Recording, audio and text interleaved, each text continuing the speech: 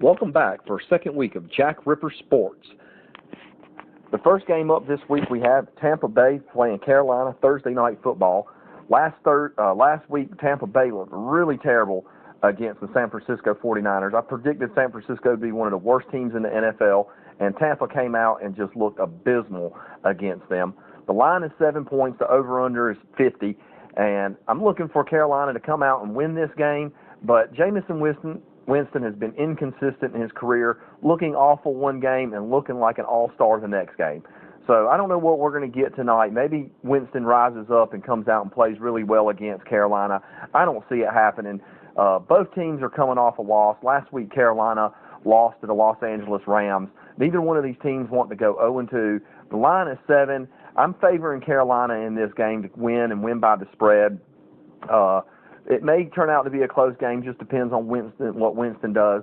As far as fantasy value goes, there's no fantasy value in this game. On FanDuel and DraftKings, no Thursday play is in the rotation, so it's kind of moot here to talk about who's going to do what fantasy. I look for Carolina to come out and Cam Newton to have a pretty good game.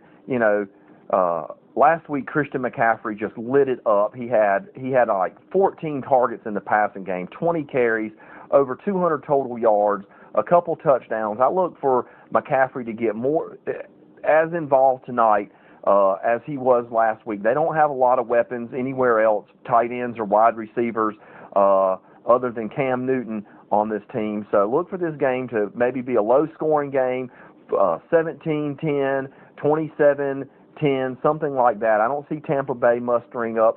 Interesting segment on this, or interesting point on this, is McCoy for the Carolina defensive end, played 9 years with the Tampa Bay Buccaneers. They didn't re-sign him, and they re-signed Ndamukong Suh instead.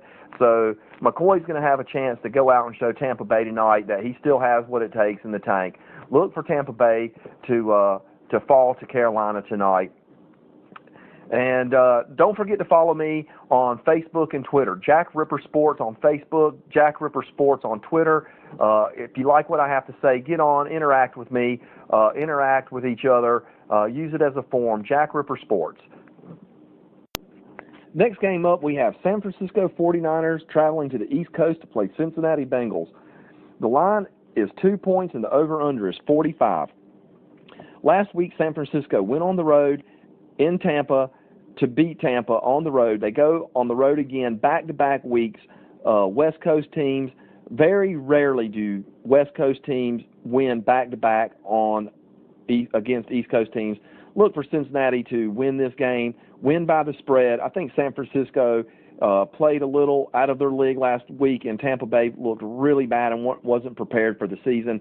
I look for Cincinnati to have a really good game at home against the San Francisco 49ers. Last week, Andy Dalton went on the road against Seattle, had a really good game, put up over 300 yards passing against a really good Seahawks defense. And Dalton's always consistent, and he's more than a game manager, but not much more than a game manager. He's not going to go out there and wow you. As far as fantasy value goes, a couple interesting plays. There's a wide receiver named John Ross III for the Cincinnati Bengals. You can get him for a value pick in daily fantasy football. He's going for about $4,600 on DraftKings, and he put up some good numbers. He had a lot of targets last week for the Bengals. And also another interesting player to target in this game. Again, the tight end spot is super difficult to pick in fantasy football, and George Kittle is the only legitimate weapon for the San Francisco 49ers.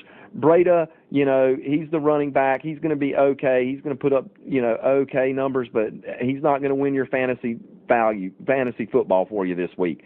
George Kittle, on the other hand, he's liable to have 100 yards and a touchdown or two for San Francisco. So look for George Kittle at the tight end position.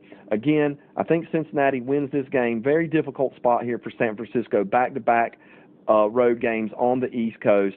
And again, follow me on Jack Ripper Sports on Facebook, Jack Ripper Sports on Twitter. Love to hear from you, and we'll be coming up with the next game shortly. Next game up, we have Dallas Cowboys traveling to Washington. The line in this game is 5.5 points, and the over-under is set at 46. Last week, Dallas just lit up the New York Giants, and Washington went on the road against Philly and was a 10-point underdog against the Eagles last week. Got out to a 20-0 lead against the Eagles. So so for them not to cover the spread, they'd have to give up 30 unanswered points, which they did. Philadelphia comes back, covers the spread against Washington last week, and then scores a late touchdown that ended up canceling out the spread. So Washington ended up covering the spread. Just crazy how the game unfolded last week for the Redskins. I don't know if you remember last week, but I picked Washington to be one of the worst teams in the NFL. They just don't have a lot of talent on their team. They benched their running back last week, Adrian Peterson, healthy scratch, first time in his career. Looked really good in the preseason, still got the wheel, still got the drive. Next game we have the Denver Broncos playing the Chicago Bears at home. The line is Denver is a 2.5-point underdog here, and the over-under set at 40 points. Kind of odd here that Denver is an underdog by 2 points at home. Last week, Denver went on the road against Oakland, and maybe this is a little bit of reverb from losing to Oakland in Oakland. Joe Flacco's first game last week for Denver. It was a highly competitive game. The Denver-Oakland game is always competitive, and I think Oakland is way better than everyone's giving them credit for, and I think Denver is way better than what this line is indicating. Last week, Chicago's defense was outplayed by the Green Bay Packers in the Thursday night game. Both teams lost their games last week, so both clubs are coming into this game 0-1. Someone's going to have to lead 0-2. Look for this to be a low-scoring, highly competitive game, close game. I see Denver getting the win at home here. I don't see Chicago with the horsepower to get it done. Again, last week Denver lost to Oakland, but by barely. And I just think this is another similar type game. They just barely get the win here, sending Chicago to 0-2, and not a lot of fantasy value here. I can't see any fantasy value at all, to be honest with you. I don't think Flacco, I don't think Trubisky. I just don't see much going on here with fantasy football. Kind of a boring game, if you ask me, but not as boring as the Jets-Giants game. Follow me at Jack Ripper Sports on Facebook, Jack Ripper Sports on Twitter. You've just listened to the Droematic Show podcast with your host, Droematic.